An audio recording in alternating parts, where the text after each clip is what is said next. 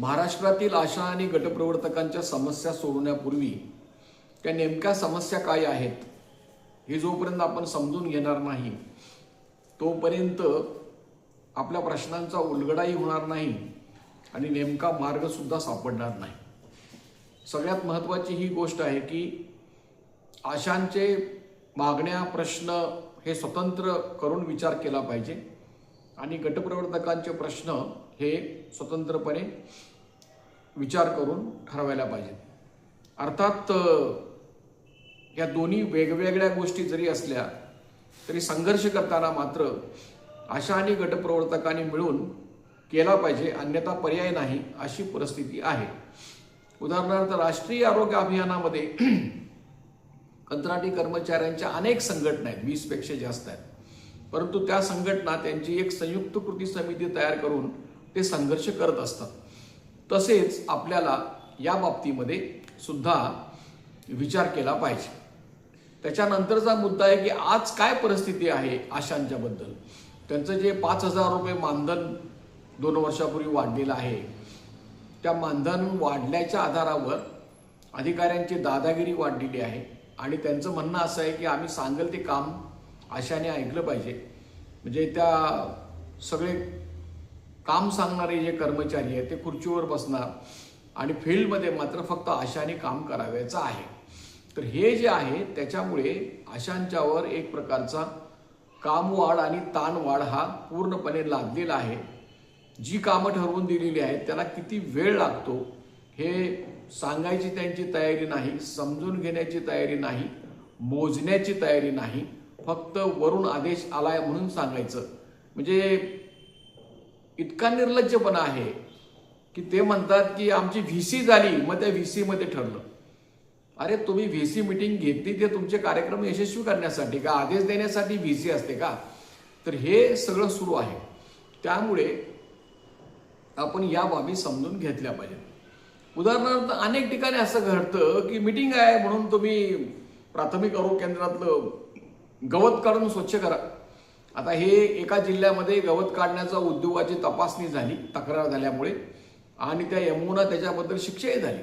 तर हे काही प्रकार आपण थांबवले पाहिजे। दुसरा असं आहे की एक सर्वात मुद्दा सुरुवातीला असा होतो की अशा महिलांचे व्यक्तिगत प्रश्न सुद्धा सोडवावे लागतात आणि ते आता सध्या अत्यंत आधुनिक पद्धतीने सोडवले पाहिजे।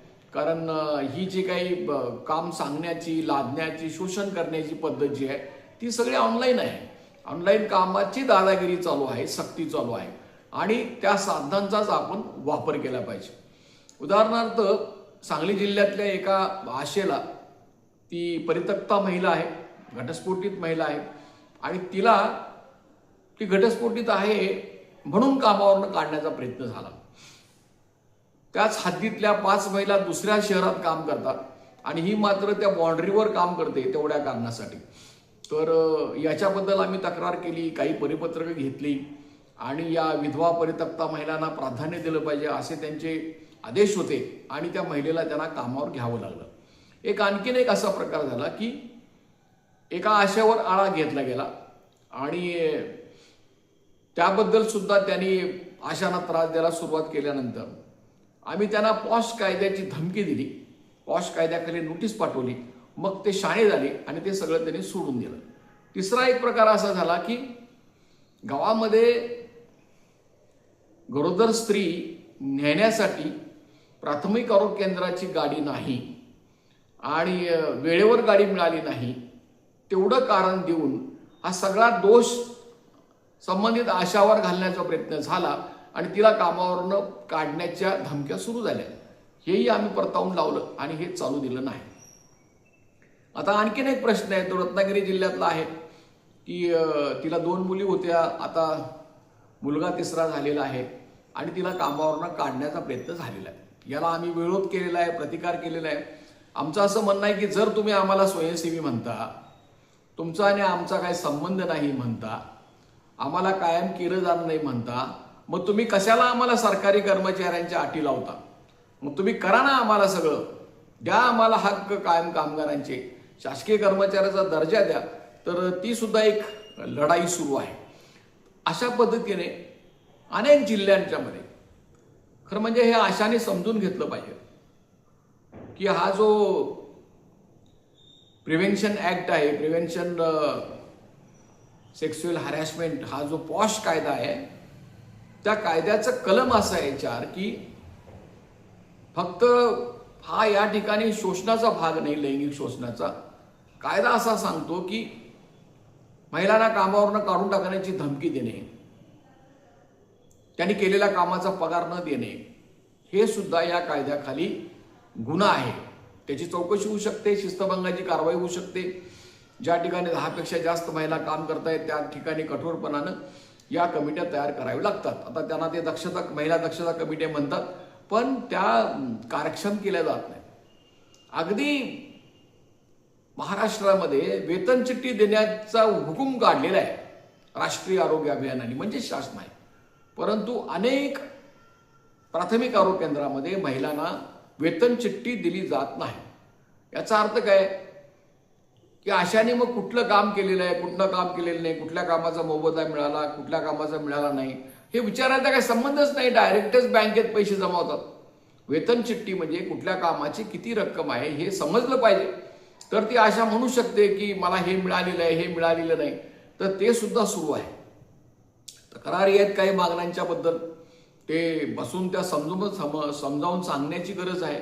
की जसं की पोषण आहार समिती प्रत्येक गावातली आहे, त्याच्या अध्यक्षा या आशा आहेत, आणि या ऑनलाईन पद्धतीमध्ये नवीन पद्धतीच्या बिलांची मागणी झालेली आहे की त्यांना काम करताना त्याचा त्रास होतो. तर काही गोष्टी ज्या आहेत त्या आशा सोडवून घ्यायला पाहिजे. त्याच्यानंतर सध्या अशी स्थिती आहे की महिलांना स्वतःच्या संसाराकडे बघायला वेळ मिळत नाही, अशी स्थिती आहे. इतकं काम त्यांनी लादलेलं आहे. आणि खरं म्हणजे की त्या राष्ट्रीय आरोग्य अभियानामध्ये जर तुम्ही वेबसाईटवर जर तुम्ही बघितलं आणि आशांच्या कामाबद्दल, तर त्यांचं म्हणणं असं आहे की अशा महिलांनी आपला संसार करता करता फावल्या वेळामध्ये हे काम करायचं, म्हणून आम्ही त्यांना स्वयंसेवी म्हणतो. स्वयंसेवी म्हणजे काय? स्वतःची इच्छा असली तर काम करायचं. इथं स्वतःच्या इच्छेचा काही संबंधच नाही, यांची दादागिरीच चालू आहे. तर हे स्वयंसेवी नव्हेच, हे कायम कर्मचाऱ्याच्या सारखंच काम आहे. तर हे जे आहे, हे काही मागण्या ज्या आहेत त्या प्राथमिक आरोग्य केंद्रावरच्या पातळीवरच्या आहेत, जिल्ह्याच्या पातळीवरच्या आहेत, आणि या अख्ख्या महाराष्ट्रामध्ये आपण प्रश्न सोडवू शकतो. आज समजा ईमेलद्वारे त्यांना संपर्क करणे, प्राथमिक आरोग्य केंद्रापासून ते अभियान संचालकापर्यंत हे ईमेलद्वारे संपर्क करता येतो. पोर्टलवर, ऑनलाईन पोर्टलवर त्यांच्या विरुद्ध तक्रार करता येते. प्रश्न सोडवायला आता एक शक्य आहे. कारण काय आहे की आशा या प्रत्येक गावामध्ये विभागलेल्या आहेत, आणि फक्त मोर्चाला एकत्र आलं म्हणजे संपलं असं नाही. एक पद्धत पडलेली आहे जयवाल्यांची. आम्ही 100 वर्षापासून आहे म्हणून सांगायचं, बाकीचे सगळे नालायक आहेत, आम्हीच सगळा प्रश्न सोडवला म्हणायचं, आणि पठाणासारखं पैसे द्या, 2000 द्या, 5000 द्या, हे उद्योग करायचे. त्यामुळे अशा ह्या सगळ्या, एका बाजूनं ह्या ऑफिसचा मारा आणि दुसऱ्या बाजूला ह्या पठाणगिरीचा मारा, असा सगळा आहे. पण त्याच्यातून अशाने मार्ग काढला पाहिजे, जरूर मार्ग निघेल. महिलांचे प्रश्न आहेत, तर त्याच्यामुळे की हे प्रश्न बघता बघता आपण एक लक्षात घेतलं पाहिजे की आपण काय आता मिळवायचं आहे त्यांच्याकडून. म्हणजे 2005 साली जर हे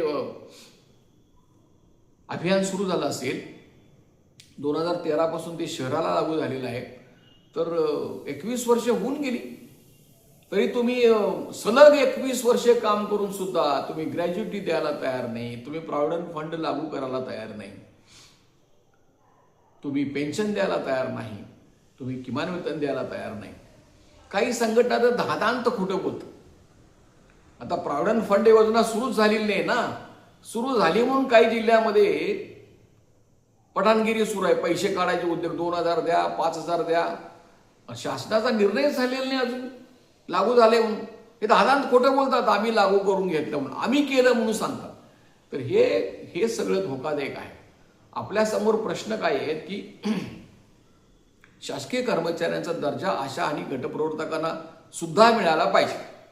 गटप्रवर्तकांचा मुद्दा हाच आहे की कंत्राटी कर्मचाऱ्यांचे सर्व हक्क त्यांना मिळाले पाहिजे, कारण त्या कंत्राटी आहेत, कंत्राटी ऑर्डर्स आहेत.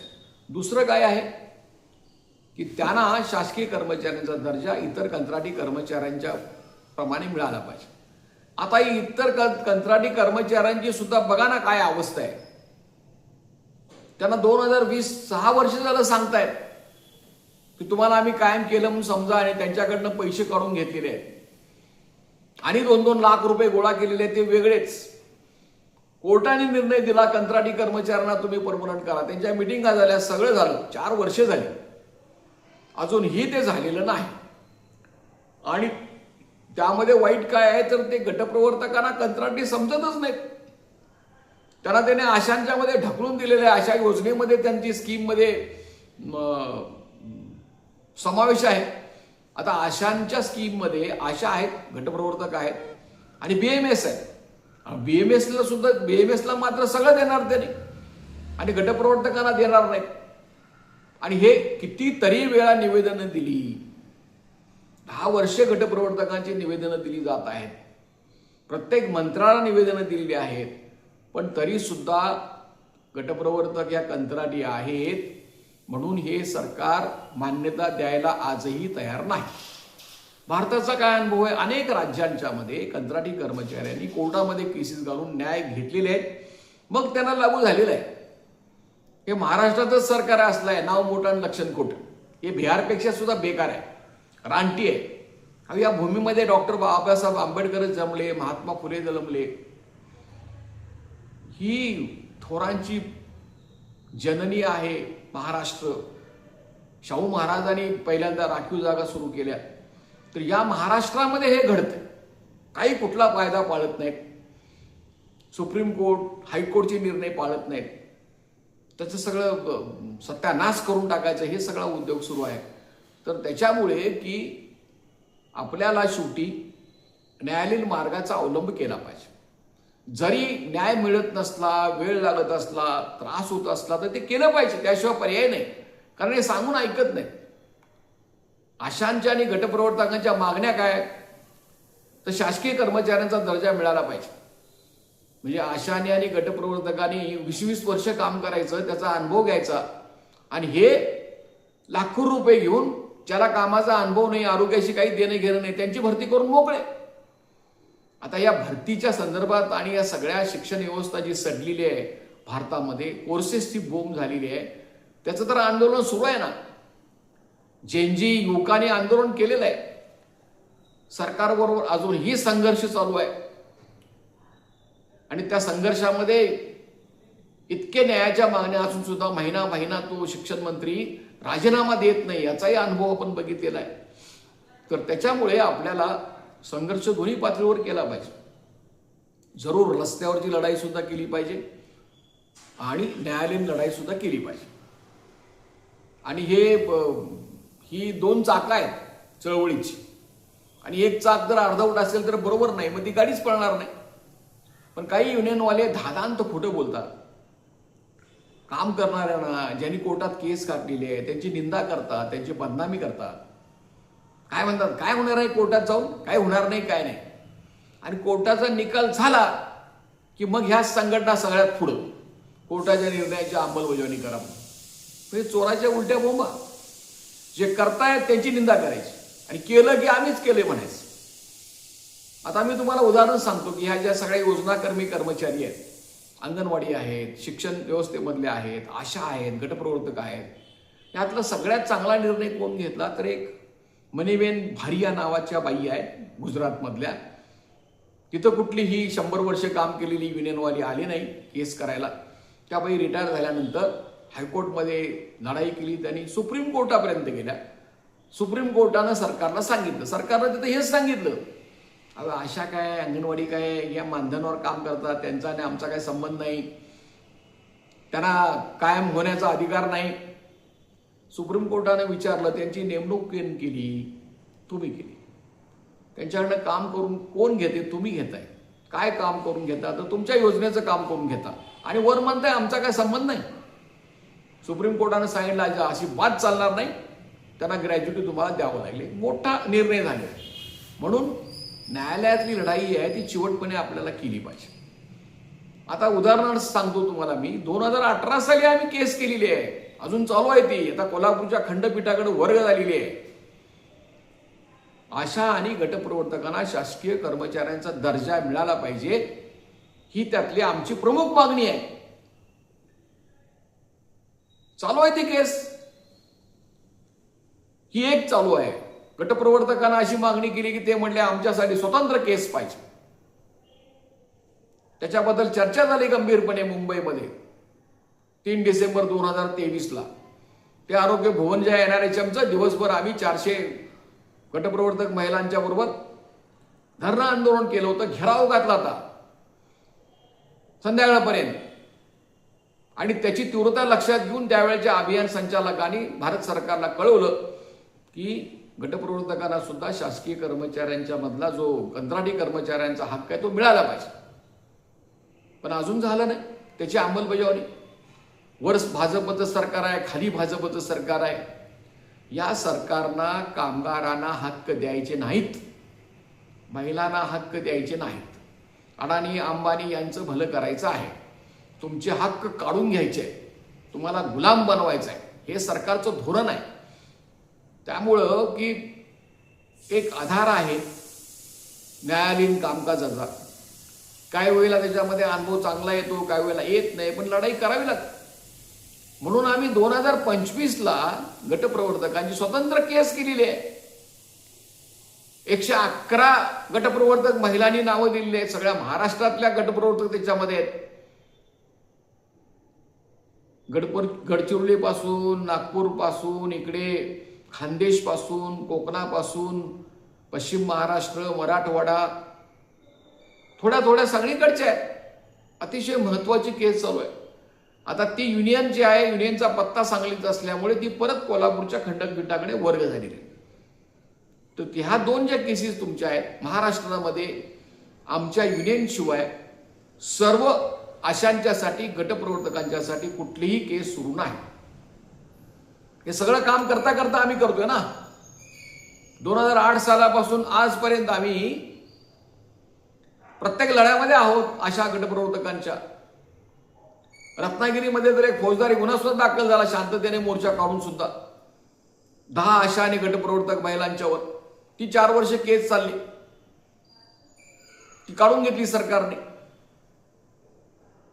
तर ह्या संघर्षामध्ये आम्ही असतानाच याच्यातलं जे कायद्याचं महत्व आहे ते आम्ही लक्षात घेऊन या 2 महत्वाच्या केसेस केलेल्या आहेत.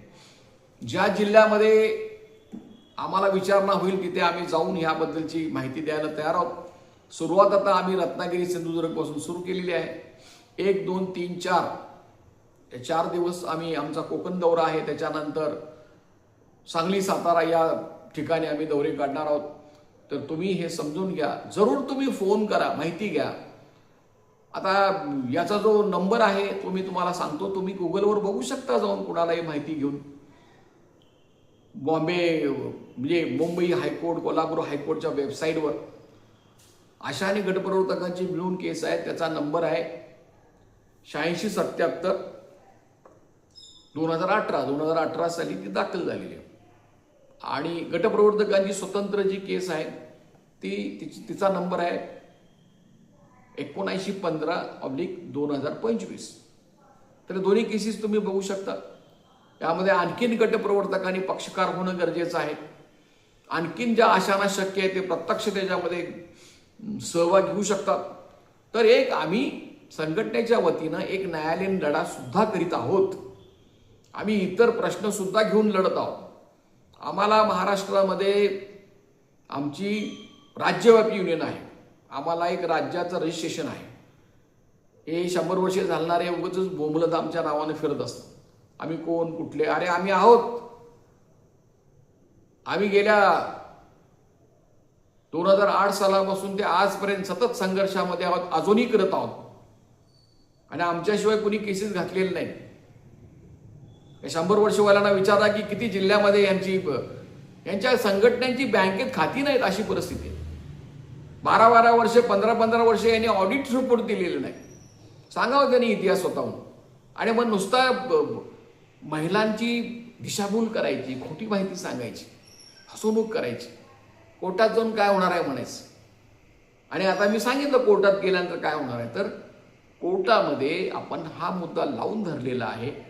अनेक राज्यातून मला माहिती याच्याबद्दल विचारली जातं की अशाना 20-20 वर्ष काम केल्यानंतर सुद्धा शासकीय कर्मचाऱ्यांचा दर्जा मिळाला पाहिजे, गटप्रवर्तकांना सुद्धा मिळाला पाहिजे, त्यांची स्वतंत्र केस आहे.